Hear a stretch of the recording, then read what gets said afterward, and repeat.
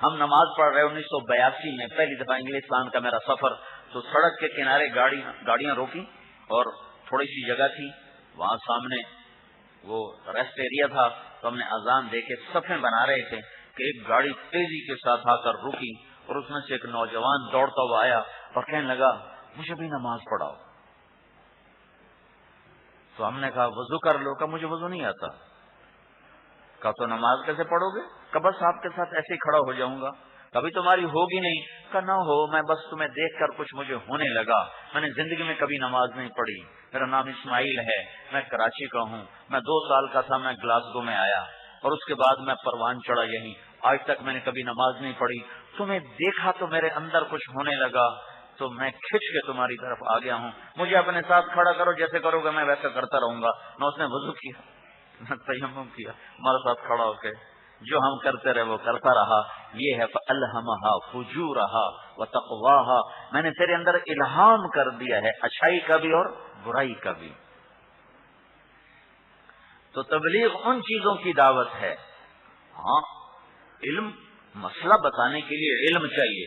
تو ہم کون سا مسئلے بتاتے ہیں؟ ہم تو 6 نمبر بتاتے ہیں جو معروفات ہیں. توحید معروفات میں سے ہے، جانی پہچانی. رسالت جانی پہچانی، اور مالک کے سامنے سر جھکانا جانی پہچانی چیز. نماز بندگی کی دعوت دینا جانی پہچانی چیز.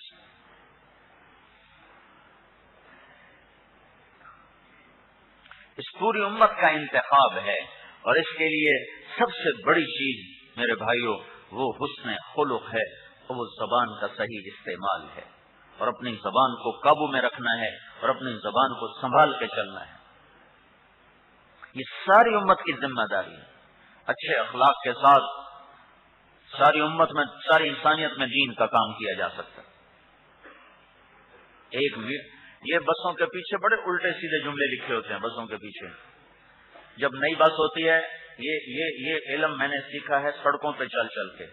جب نئی بس ہوتی ہے تو اس کے پیچھے لکھا ہوتا ہے ویکھ ٹور چکوری دی. چکور ایک پرندہ ہے، بڑے نخرے سے چلتا ہے. تو جب نئی بس ہوتی ہے تو اس کے پیچھے لکھا ہوتا ہے ویکھ ٹور چکوری دی، یعنی چکوری ہے یہ بس، اس کی چال دیکھو. جب وہ تھوڑی پرانی ہو جاتی ہے تو اس کے پیچھے لکھا ہوتا ہے ہارن دے کر پاس کریں. جب وہ تھوڑی اور پرانی ہوتی ہے تو اس کے پیچھے لکھا ہوتا ہے یا پاس کر یا برداشت کر. جب وہ اور پرانی ہوتی ہے تو اس کے پیچھے لکھا ہوتا ہے نہ چھیڑ ملنگانو.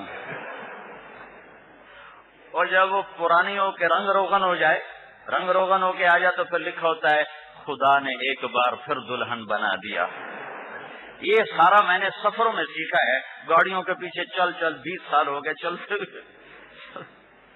تو یہ ایک ترتیب میرے ذہن میں اس کی آئی ہے کہ یوں یہ بسوں والے لکھتے ہیں. تو ایسی فضولیات لکھی ہوتی ہیں. لیکن ایک ویگن کے پیچھے ایک جملہ لکھا ہوا دیکھا کہ اس نے سارے دھونے دھو دیے، ساری فضولیات کا کفارہ اس نے کر دیا. ویگن کے پیچھے لکھا ہوا تھا دل برائے فروخت. کیسا؟ دل برائے فروخت. ایک سطر نیچے قیمت ایک میٹھا بول.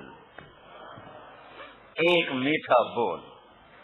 میں کہا بھائی یہ بسوں والوں نے، ویگنوں والوں نے سارے کفارے ادا کر دیے اس ایک جملے پر. دل برائے فروخت، قیمت ایک میٹھا بول. سارا دین محبت ہے، سراسر محبت ہے. اور محبت اختلاف کے رائے کے باوجود فرض عین ہے. ایک دوسرے کی کمیاں دیکھو گے تو نفرتوں کی آگ خود بھڑکانے والے بن جاؤ گے، اور ایک دوسرے کی خوبیاں دیکھو گے تو محبت کے گلستان ہر طرف مہکنے کھلنے لگ جائیں گے. اور محبت پر وہ کچھ ہوتا ہے جو بڑے بڑے مجاہدات پر نہیں ہوتا. اور اجتماعی کاموں میں تو محبت فرض عین ہے. اور محبت کو بڑھانے کے لیے یہ زبان ہے، اور اس کو گھٹانے کے لیے بھی یہ زبان ہے، اور نفرت کے الاؤ دہکانے کے لیے بھی یہ زبان ہے، اور محبت کے پھول کھلانے کے لیے بھی یہی ایک زبان ہے. لقمان علیہ السلام کا ارشاد ہے بیٹا چپ رہنے پہ کبھی نہ پچھتایا، جب بھی پچھتایا اپنے بول پہ پچھتایا. چپ رہنے پہ کبھی نہیں پچھتایا. ایک دفعہ ایک آدمی نے میری ٹھیک ٹھاک دھلائی کر دی تو میں چپ کر کے سنتا رہا. پھر اس کو احساس ہو گیا کہ میں اوور ہو گیا ہوں نا، تو وہ مجھ سے کہنے لگا میں معافی چاہتا ہوں. اگر وہ اتنی بات کہا تو میں کہتا ٹھیک ہے. اس نے کہا میں اپنے الفاظ واپس لیتا ہوں. تو اس کا مجھے ایک دکھ اٹھا. میں نے کہا بھائی ایک بات میری سن لے، الفاظ کبھی واپس نہیں ہوا کرتے. پتھر سے نہیں ٹکرائے، گوشت پوست سے ٹکرائے ہیں. الفاظ واپس نہیں ہوا کرتے. بولنے سے پہلے سوچ لیا کرو کہ کسی کا دل تو نہیں توڑ دیا، اپنی بزرگی کے تقدس میں کسی کو پائمال تو نہیں کر دیا.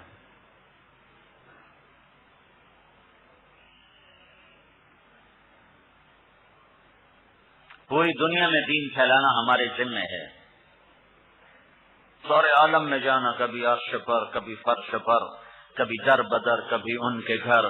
غم عاشقی تیرا شکریہ میں کہاں کہاں سے گزر گیا. اس کے لیے جیب میں پیسہ نہیں چاہیے، وہ بھی ایک سبب ہے، میں اس کا انکار نہیں کرتا ہوں. اس کے لیے صفات چاہیے، صفات جن میں سے ایک میں نے آج تفصیل سے بیان کی ہے. یہ 6 صفات ہیں جس سے پورے عالم میں دین زندہ ہو سکتا ہے. اللہ پر یقین اور توکل یہ بنیاد ہے، اور اچھے اخلاق یہ چھت ہیں. سارا دین 2 حصوں میں تقسیم ہوتا ہے، ایک یقین جس کے ساتھ عبادات جڑی ہوئی ہیں، اور ایک معاملات جو اخلاق کے ساتھ جڑے ہوئے ہیں. اخلاق اور یقین، اخلاق یا اخلاق اور عبادت. دین عبادت سے شروع ہوتا ہے اور اچھے اخلاق پر جا کر یہ ختم ہوتا ہے. عبادات سے اس کی ابتدا ہے اور اخلاق پر اس کی انتہا ہے. چوتھا نمبر دین کی انتہا ہے، اکرام مسلم. اللہ کے نبی نے فرمایا اچھے اخلاق والا نبی بنتے بنتے رہ جاتا ہے. کیا بات کر، قاد الحلیم ان یکون نبیا. اچھے اخلاق والا نبی بنتے بنتے رہ جاتا ہے. کوئی نبی ایسے بنتا ہے؟ کیا تعبیر کیا ہے کہ اچھے اخلاق والے میں اور نبی میں صرف نبوت کا فرق رہ جاتا ہے.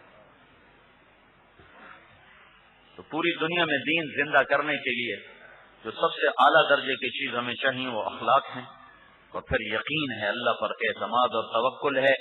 اللہ پر یقین ہی سب سے بڑا خزانہ ہے جس پر بڑی بڑی قربانیاں وجود میں آتی ہیں، جس پر بڑے بڑے فیصلے انسان کر گزرتا ہے. وہ اللہ پر اعتماد اور توکل ہے. اور ایک روایت میں آتا ہے اللہ نے یقین کو اور اچھے اخلاق کو بہت تھوڑا اتارا ہے، بہت تھوڑا اتارا ہے. جب چیز ہی تھوڑی ہے بازار میں تو اس کی قیمت زیادہ لگ چکی ہے. وہ تھوڑی قربانی سے ملنے والا یہ سودا نہیں ہے، بڑی قربانی سے ملنے والا سودا ہے. اس لیے اپنے اخلاق بنانے والے کو بڑی محنت کی ضرورت پڑے گی، اور اپنے یقین بنانے والے کو بھی بڑی محنت کی ضرورت پڑے گی. یقین بھی آسان دولت نہیں ہے، آسان سرمایہ نہیں، آسان چیز نہیں ہے، اور اچھے اخلاق بھی آسان چیز نہیں ہے. دونوں مشکل ہیں. لیکن میں نے ان دونوں میں موازنہ کر کے دیکھا ہے، یقین آسان ہے، اخلاق مشکل ہے. یقین مشکل ہے لیکن اخلاق سے آسان ہے. اخلاق یقین سے بھی مشکل ہے. تو یقین کی گھاٹیاں آدمی گزرنے کے لیے تیار ہوتا ہے، اخلاق کی گھاٹیاں گزرنا بڑا مشکل ہوتا ہے کہ وہ بد اخلاقی سے جنم لیتی ہیں. اخلاق بد اخلاقی سے جنم لیتی، بد اخلاقی نہ ہو تو اخلاق پیدا نہیں ہوتی.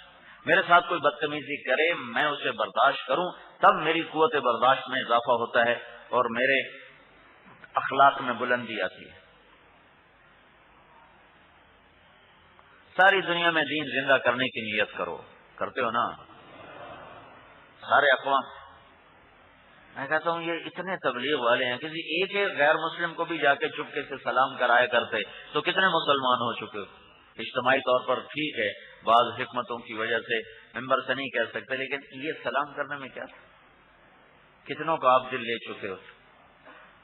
سید اللہ شاہ بخاری رحمۃ اللہ علیہ تقسیم ہند سے پہلے امرتسر میں ایک جلسہ تھا تو کھانا کھا رہے تھے، تو وہ مدرسے کا آ گیا بھنگی، اس کو پخانا اٹھانے والا وہ عیسائی تھا. تو شاہ جی نے کہا او بھائی ادھر آؤ میرے ساتھ کھانا کھاؤ. وہ کہنے لگا جی میں چوڑا ہوں، آپ سید ہیں، میں تو نہیں آپ کے ساتھ بیٹھ. تو انہوں نے اس کو حکم دیا، ادھر میں حکم دے رہا ہوں ادھر آؤ. اس کو سامنے بٹھایا، ایسے آلو اٹھایا، آلو سالن میں سے آلو کا ٹکڑا اٹھا کر اس کا منہ کھولو. وہ بیچارے نے ڈرتے ڈرتے منہ کھولا. تو اس کے منہ میں دیا آدھا اور آدھا پکڑ لیا، آدھا اس کے منہ میں دے کے آدھا جو ہاتھ میں تھا وہ خود منہ میں ڈال لیا۔ تو وہ عیسائی وہاں سے اٹھا، سیدھا گھر گیا، اپنے سارے بچے بیوی کو لا کر کہنے لگا شاہ جی مجھے کلمہ پڑھا دے۔ اسلام تو میں نے آج دیکھا ہے، ورنہ میں تو برتن کو ہاتھ لگاؤں تو یہ برتن دھوتے ہیں کہ ناپاک ہو گئے۔ تو یہ اخلاق والا غیر مسلم کو اسلام کی دعوت کیسے دے گا اور اسے اسلام میں کیسے داخل کرے؟